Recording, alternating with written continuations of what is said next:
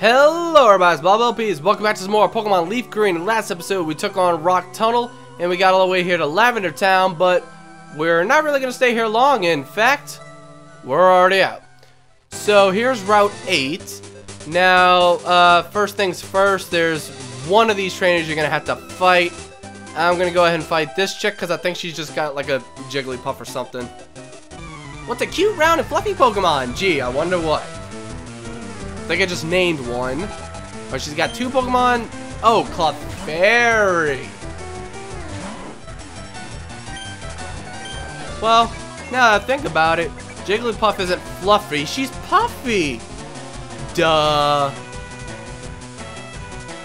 And I missed. Come on, Raticate. You can do this. Make contact! Jeez, thank you.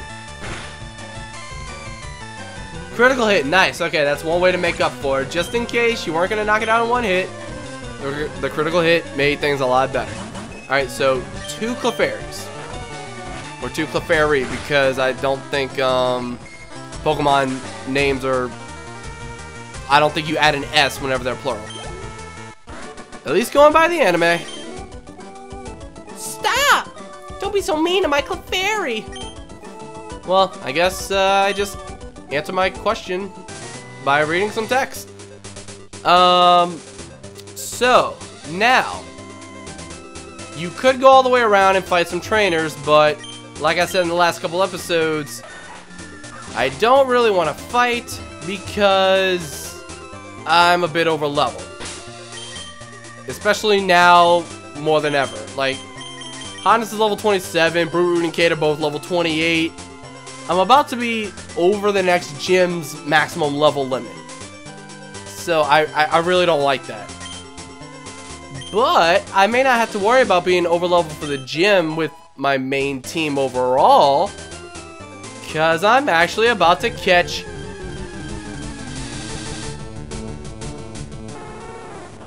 Wow. Perfect. I'm about to catch a new Pokemon. The Pokemon I'm about to catch is a Vulpix. Now, it may have been better in the old games, like in Generation 1 before the stats special got split into special attack and special defense. Oh crap. But, yeah, I still think it's a pretty useful Pokemon. Not all is lost. It just used Roar on me. Alright, well, before I rage, Alumberry will cure all status affections, and Rossberry will cure burn, I think? As soon as I figure this out, I'm gonna get mad. Rossberry heals burn? Yep. The Vulpix roared me away!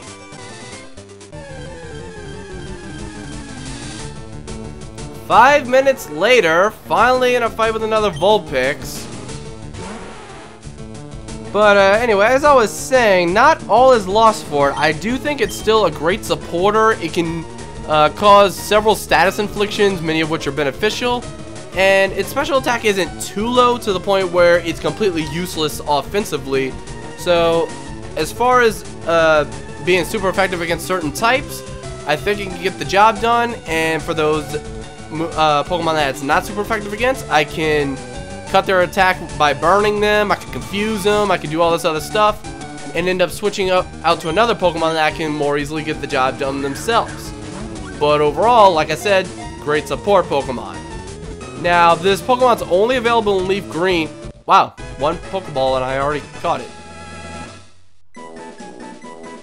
Alright, now before I keep going, the other Pokemon that you can catch is a Growlithe, which is exclusive in Fire Red, which is balanced all around. It's slightly more offensive than defensive.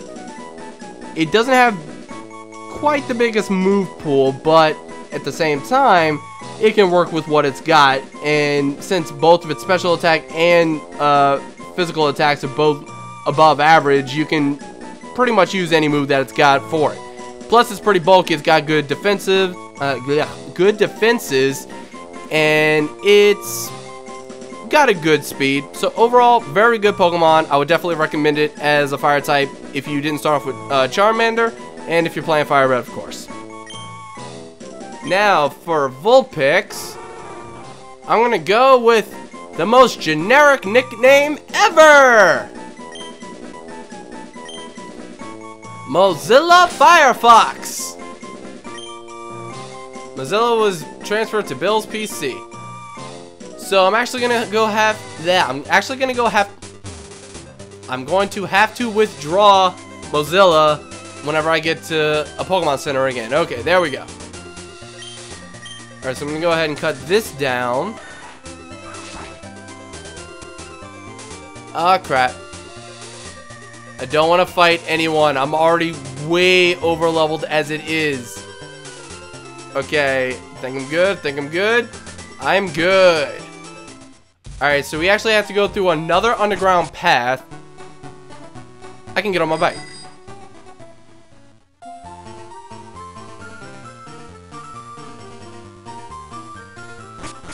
Alright, we don't hear that theme enough, so I shut up for just a second. Let's see, I heard a sleepy Pokemon appeared out near Celadon City too. So yeah, in the last episode I pretty much showed off that there's a Snorlax blocking your path down south from Lavender Town, and you can't progress. There's a sleepy Pokemon around this area too. Yeah, there's no new Pokemon here, it's the same as the other route. Now, we are in Celadon City. Now, first things first, I'm gonna go ahead and withdraw Mozilla. Alright, now since everyone else is around level 28 and Mozilla is actually only level 16, now I don't mind getting into fights and actually leveling up a little bit. Now, there's a lot that you can do in Celadon City, but I'm going to break this up into a couple parts so that it's not extremely lengthy. I just went ahead and got to Celadon City, and I just obtained a new Pokemon that I'm actually going to use for my team. Now, even though I'm not going to use this next Pokemon on my team, I do want to show it off just because, get this, it's free. Yes, there's a free Pokemon just given to you. You walk in here, you don't even have to talk to this guy, he'll just tell you basic stuff that you already know. John obtained an Eevee. Do you want to give a nickname to this Eevee? I'm not going to give a nickname to it now, but if anyone wants it to get nicknamed, I'll nickname it during a live stream whenever I'm actually collecting a total of 60 Pokemon so I can do the after game. But that's not going to be for a little while, so don't worry about that. But anyway, Eevee. Let's talk about Eevee real quick. Eevee can evolve with several different ways. It can evolve with a Fire Stone, Water Stone, or Thunder Stone, and there are more evolutions in the after game and even more in newer games, but for now this is all that's really available to you. If you use a Fire Stone and evolve into Flareon, which has great attack but not many physical moves, and there's pretty much nothing that makes it stand out from other physical attackers that have better moves in this game, so I would pass on Flareon just for that sheer fact. Okay, Jolteon.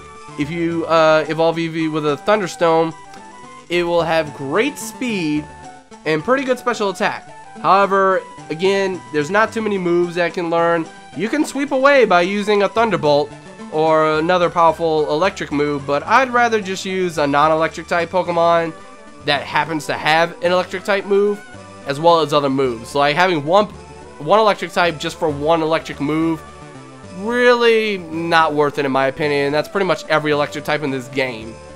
At least in 1st through 3rd gen, like, okay, I'm sorry, in Fire and Leaf Green and then Red, Blue, and Yellow, I never play with electric type Pokemon anymore because I find that other Pokemon are better for electric moves.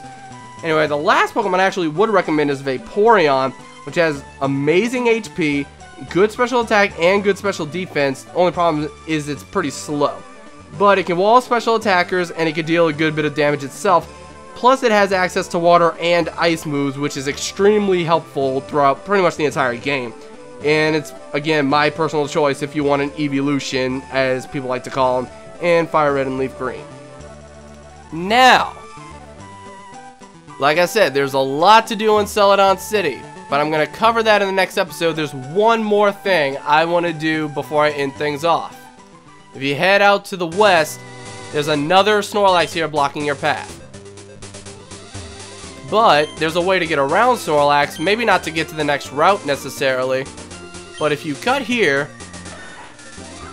you can go around and get a pretty helpful item. Now, while it's not required, basically, it's like Flash. It's not required, but it can be helpful. If you come all the way back here, talk to this chick. Oh dear, you found my secret retreat. Please don't tell anyone I'm here. I'll make it up to you with this. And you receive HMO2 from the girl. HMO2 is Fly. It's a wonderfully convenient move. You said it. Basically, Fly can be taught to, I think, really only flying Pokemon. Off the top of my head, I can't think of any non-flying Pokemon that can learn it. At least in this game. I know there are in future games. But in this game, I don't think so. Hold on, let's talk to this guy. How'd you get in? Good effort! I cut down a tree. Timber! Anyway. Now, Fly is a very convenient move, and it can help you fly from city to city as long as you've already visited that city. Actually, not even necessarily cities. It will make you fly to any Pokemon Center in the entire game. You just have to have visited it at least once. Now, I don't have a flying Pokemon, but I will. That's right, in this episode, I am catching 2 new team members. The next team member I'm about to catch is a Doduo. Once it's fully evolved, it's going to have the same base speed as Spearow, but it's going to be slightly stronger. And even though this Pokemon is based off a Dodo, which is a flightless bird, it can still learn the move HMO2 Fly. So yeah, only notable move that Fearow can learn that Dodrio doesn't is Mirror Move, which basically copies the last move that the foe used, which most likely won't be too useful in game as far as I'm concerned. However, Dodrio does have a move that I really like called Tri-Attack. Now, Tri-Attack became a special type move. Well, it's a normal type move that became a special attack in 4th gen, but this is 3rd gen. So, Tri-Attack is considered a physical move with a base power of 80. With the same type attack bonus, it becomes a power of 120. And it's got a 20% chance to either burn, freeze, or paralyze a Pokemon. Each one has a 6.67% chance of happening. So, I really like that move. I really like this Pokemon. It's got good attack, really good speed, and all in all, it's my favorite normal flying type of the entire 1st gen. Alright, so let's see. A bird that makes up for its poor flying with its fast foot speed leaves giant footprints. Alright. Well, Doduo actually evolves into a Pokemon called Dodrio. I hope I didn't spoil anything, but this is a 1st gen Pokemon, you really should know this. So you should know that Doduo evolves into a Pokemon with 3 heads, which is why I'm about to make a very bad joke. Yeah, not bipolar, but tripolar. And there actually is a way to change the nicknames of Pokemon, but it's not going to appear until a city that I'm not going to get to until after this Pokemon evolves. So, I'm lazy. I'm going to name it Tripolar now. It was just transferred to the PC. I'm going to go collect it right now. PK, I'm sorry, but I don't require Flash anymore. But I do require Cut. So now... I'm sorry. Alright, PK, I knew this was going to have to happen eventually. Now, for anyone who doesn't know, PK Sparks is actually a good friend of mine. His other, well, one name is PK Sparks, another channel is Dad Hotness. but overall he goes by PK Sparks That Hotness. I can't leave him in the box. Like, I can't do this to him. I had to do something special. It's him. Like, I named this Pokemon after him. I had to do something special. So, I dedicated an entire box just to PK. PK, you are now officially a part of the Hot Squad. I customized the wallpaper and everything myself. I hope you like it. So I'll see you later when I need to use Flash. Alrighty, now I've got my entire team set up, with the exception of one. 2 Pokemon in one episode is a bit of a jump, if you ask me. But hey, these are 2 Pokemon that I've been wanting to have on my team this entire time, and I figured, hey, they're coincidentally right next to each other. They're both pretty underused Pokemon, and this is a part of the game where both of them can actually pretty easily level up. So I'm going to spend the next couple episodes training up these guys, and I'm going to let them be out in front and gain all the glory. Something else I also just noticed.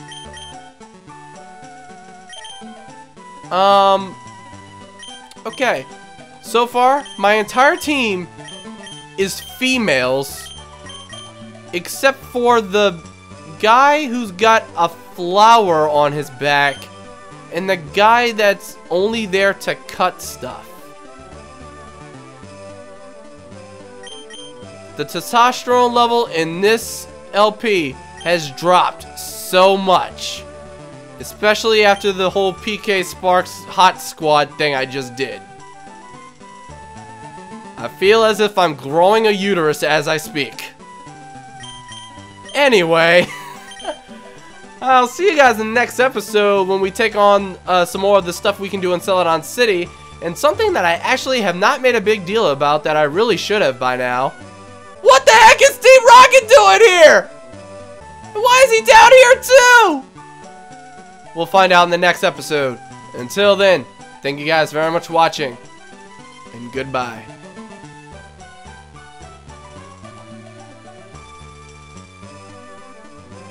Must hide.